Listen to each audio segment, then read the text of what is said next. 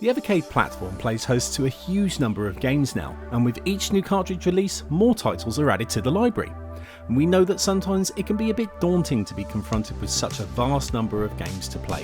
So every so often, we'll be highlighting some of our favourite titles in various different categories. Today is the turn of the platformer genre, which has taken many different forms over the years. Sometimes you'll be battling it out against enemies on a single screen, sometimes you'll be negotiating precision platforming challenges, and sometimes you'll be pushing onwards through the scrolling levels in an attempt to reach a far off destination.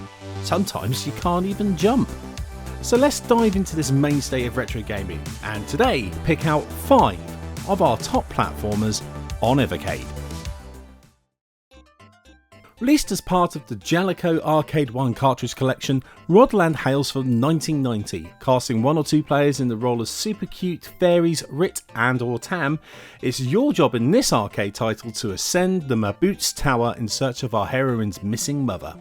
Rit and Tam can't jump, but they are armed with the Roja Shisanomo and the rainbow shoes, gifts from their village elder. Using the former, they can stun their enemies and then batter them repeatedly on the ground to defeat them, while the latter lets them create magical ladders out of thin air. Rodland is a single screen, kill all the enemy sort of affair, and it's a great example of this platformer subgenre from the arcades of the early 90s. Don't let the cutesy graphics deceive you though, this game packs a stiff challenge, and once you're done with the main quest, there's a whole second tower to take on too. If you like your run and gun platformers to be a bit on the deliriously odd side, Biomechanical Toy from the Jaleco Arcade 1 cartridge is one of the top platformers on Evercade for you. Cast in the role of the super cool, super tough and super 90s hero Ingas, it's your job to track down the criminal Scrubby and recover the magic pendulum that brings toys to life. Biomechanical Toy was first released to arcades in 1995, and the Evercade re-release version marks the first time it's ever had an official home release. It's a speedy, challenging and gleefully ridiculous romp through a variety of creative worlds, and a great example of the high quality cult classics that Spanish arcade game publisher Jaleco put out in the 90s. As a game that originated in the arcades, you can expect plenty of challenges ahead of you in Biomechanical Toy, so don't feel bad about using continues or save states. But once you think you've mastered the game, see if you can really prove your skill by clearing it out in a single credit.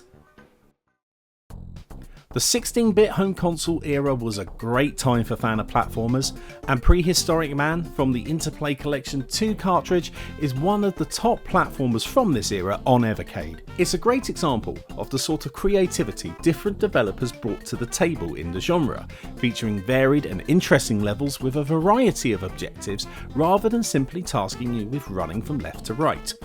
Prehistoric Man is also part of an inexplicable 90s trend for video games that starred cavemen. Perhaps all the highly flammable shell suits in the world were getting a bit much for game developers by then, and they were longing for simpler times when all you had to wear was a loincloth to cover your modesty. Prehistoric Man was actually a later entry in a series of caveman themed games that started on home computers. On its original release, it drew praise for its varied level objectives and amusing characterizations. Plus, how well those fun characters were integrated into the game itself. Today, it's a solid 16-bit platformer that will keep you busy for a long while.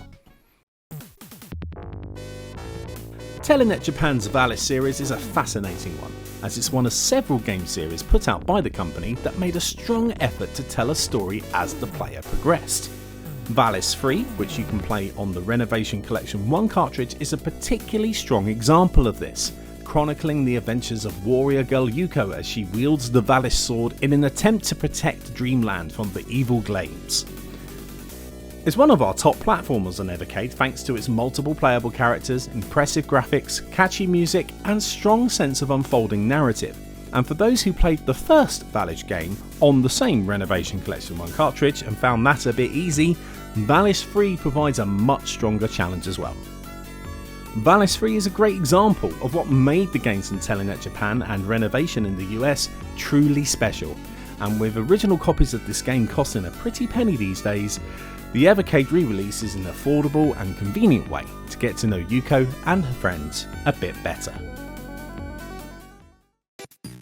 Rounding off our list of top platformers on Evercade is Low-Tech Games' excellent Flea, which you can play as part of the Indie Heroes Collection 1 cartridge. This is a precision platformer that tasks you with negotiating a series of perilous levels while collecting vials of blood and avoiding various sharp pointy things. There's a twist though, our hero Henry can't stop jumping. Flea features a series of challenging single screen stages in which all you need to do is get to the exit point. That's easier said than done, of course, thanks to Henry's hyperactive nature and some truly devious level design. And just when you think you might have mastered that, the game's hairy, stinky bosses will challenge you to some forced scrolling platforming that will really test your Flea handling skills. And now it's over to you. What are your favourite platformers on Evercade? Stop by in the comments below or come and check us out in our social channels on Twitter, Facebook, Discord or Reddit and come and tell us about your top picks. Thanks for watching and we'll see you again soon.